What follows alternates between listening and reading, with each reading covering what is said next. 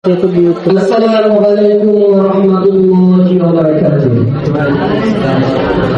الحمد لله رب العالمين والعاقبة للمتقين والصلاة والسلام على سيد الأنبياء والمرسلين وعلى آله وأصحابه أجمعين. أما بعد، فقد قال الله تبارك في كتابه المبين: أعوذ بالله من الشيطان الرجيم، بسم الله الرحمن الرحيم. والعصر إن الإنسان لفي خسر إلا الذين آمنوا وعملوا الصالحات وتواصوا بالحق وتواصوا بالصبر. صدق الله العظيم. وقال رسول الله صلى الله عليه وسلم: طلب العلم فريضة على كل مسلم. وقال أيضا: القرآن حجة لك أو عليك.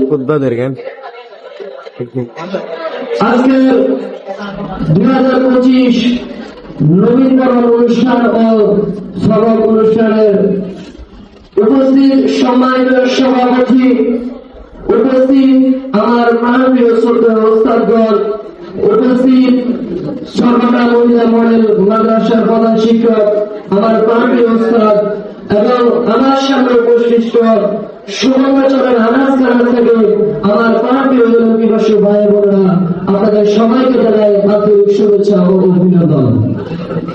প্রিয় সহপাঠীরা, আমরা এই মাদ্রাসায় শুধুমাত্র পাঠ্যক্রমের জ্ঞান অর্জন করতে আসি।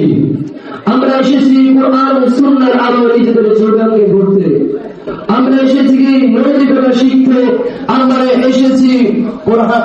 এসেছি দুনিয়া ও আখিরাতের জন্য নিজেদেরকে যোগ্য নাগরিক হিসাবে গড়ে তুলতে।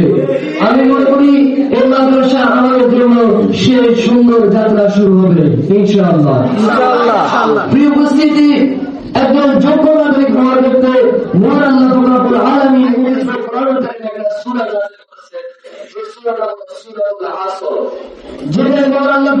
আলামিন বলেন, ওয়াল আসরি, সময়ের কসম, ইন্নাল ইনসানা লাফি খুসর, নিশ্চয় সকল মানুষ ধ্বংসের মধ্যে আছে, ক্ষতিগ্রস্তের মধ্যে আছে।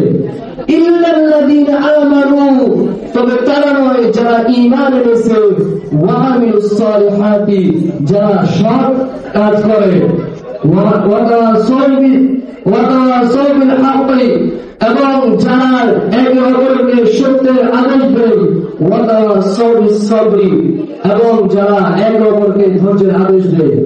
প্রিয় উপস্থিতি, আমাদেরকে একজন যোগ্য নাগরিক হিসেবে গড়ে উঠতে হলে এই গুণগুলো আমাদের মধ্যে থাকতে হবে। কারণ প্রিয় উপস্থিতি, আমাদেরকে ভুলে গেলে চলবে না। আমরা একদিন এই জাতির রক্ষা হব, আমরা একদিন এই জাতিকে উপদেশ দিব, আমরা সবার সামনে থাকবো।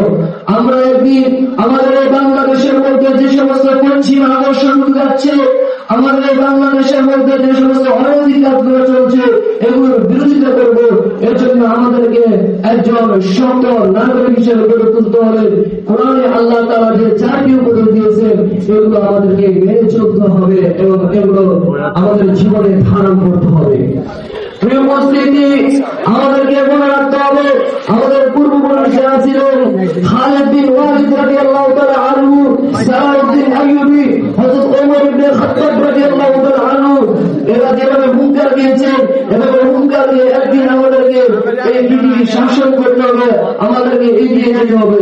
সেজন্য আমাদেরকে আমি আমার প্রিয় সহপাঠী এবং সবাইকে আহ্বান করবো, কোরআন সুন্নাহর আলোয় নিজের জীবনকে গড়ে তুলতে। ইনশাআল্লাহ আমি এবার আমার বক্তব্য এখানে রাখছি। ওয়া মা আলাইনা ইল্লাল বালাগ। আসসালামু আলাইকুম ওয়া রাহমাতুল্লাহ।